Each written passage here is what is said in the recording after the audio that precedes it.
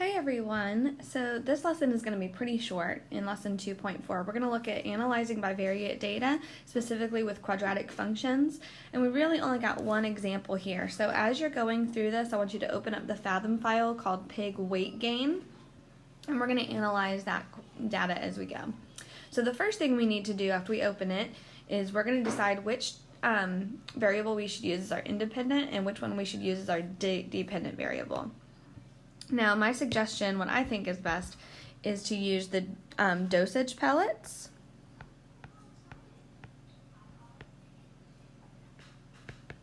as my independent variable, so my x, and then my dependent variable, the percent weight gain, as my y, because what I'm really interested in is how many pellets should I feed pigs, and if I feed them how X pellets, what percent weight gain should I expect? And as I look at this graph, it is clearly quadratic to me with a negative a value. So go ahead, pause the video now and make your model and try and get those residuals to be no clear pattern and as small as possible. Okay, so what I came up with my model was I've got y equals negative 0.85 times x minus 3.72 squared plus a 22.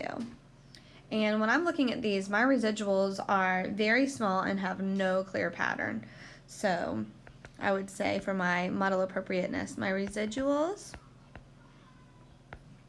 are small and have no clear pattern.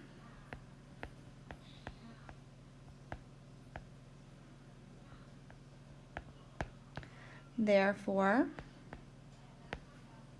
the model is appropriate and accurate. Didn't want to go there that far.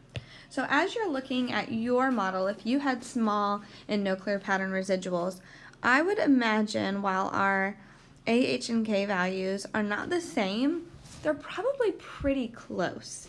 So go ahead and compare your model with mine. And now at this point, we're going to use our model to make some predictions and answer some questions.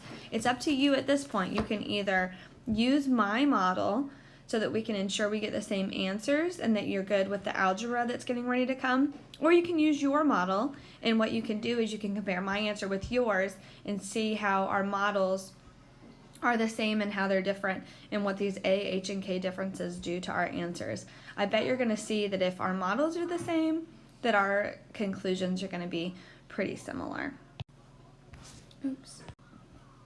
All right, so number 1 says, a veterinarian gives a dosage of 2 pellets to a group of underweight piglets.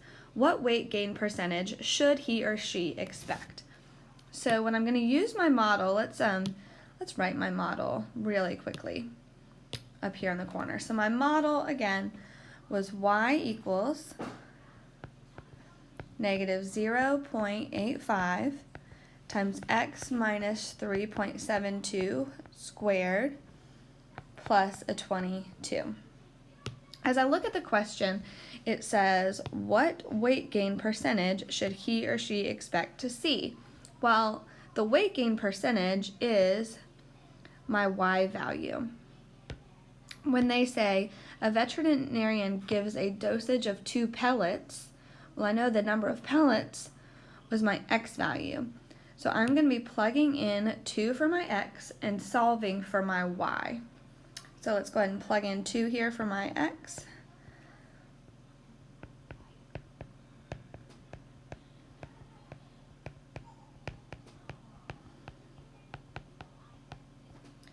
And solve for y. Now, order of operations, this should be fairly simple to do in your calculator, and you could do it all in one strand if you wanted. Just remember, you do your parentheses first, then your square. After that, you'll have a number, multiplication, and last you're going to add that 22. You should get y is equal to 19.49. And remember, my Y value is a weight gain percentage. So therefore my units here are percent. So if a veterinarian gives a little piglet 2 pellets in this group of underweight piglets, he should expect to see a 19.49% weight gain from these piglets. Okay, number 2. A local 4-H contest challenges farmers to increase their pig's weight by 15% using these pellets. How many pellets should the farmers use if they want to win the contest? A lot of my students did not grow up with 4-H. I'm not in a rural area right now, but I grew up with 4-H, so these were things that happened pretty frequently.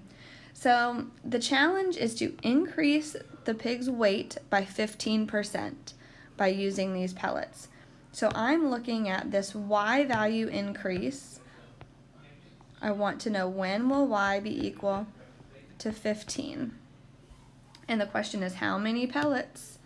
When I see that how many pellets, I know here I'm solving for an X value. I want to know what the X is.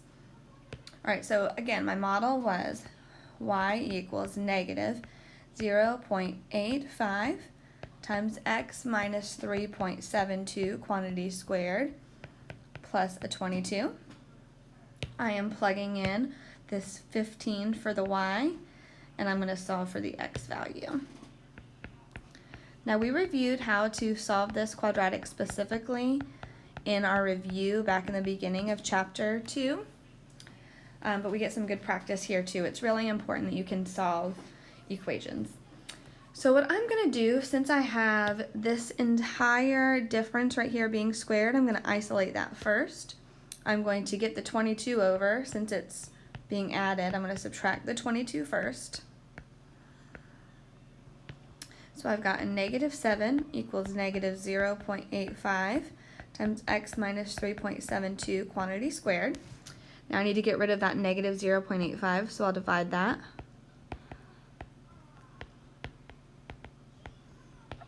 And I get about 8.24 equals X minus 3.72 quantity squared. Now it's time to get rid of that square, so I've got to take the square root. When I do that, don't forget to consider your positive and your negative solution. I get plus or minus 2.87 is equal to X minus 3.72. And now I can add that 3.72 over. And I get two solutions. X could be equal to 0.85, or X could be equal to 6.59 pellets. So remember what this looks like. You guys probably have your model sitting right next to you. For those of you who don't, you've got your model being this quadratic function right here with your X value here is 3.72 and your Y value is 22. So if I were going to draw an axis here, this is 3.72 and up here is 22%. So I'm looking at when I have 15, and 15, I don't know, it's probably like right here maybe.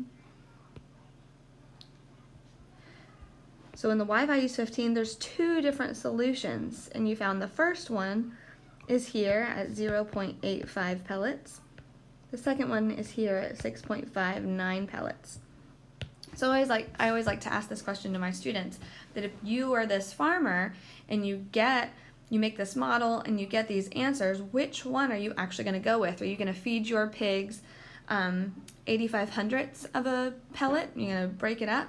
Or are you going to give them 6.6 pellets every single day in order to win this contest?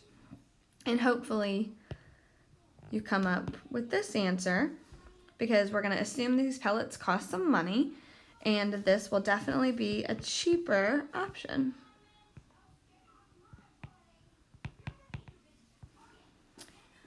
To get the result that you want. Now, if you're using your model, and you came up with two solutions, but one of them was negative, and it was most likely going to be this one. Like, what if this is a negative number?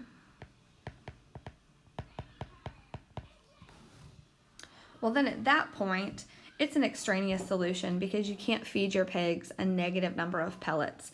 And then you would have to go with whatever your other rational answer was over here if your number fell negative, and that's going to happen sometimes. All right, so now that was your example for quadratics. You can now do problem set 2.4, which has a couple examples of quadratics, and it has one example where I give you some data, and I want you to make both a linear and a quadratic model for it and tell me which one you think is going to be the best choice.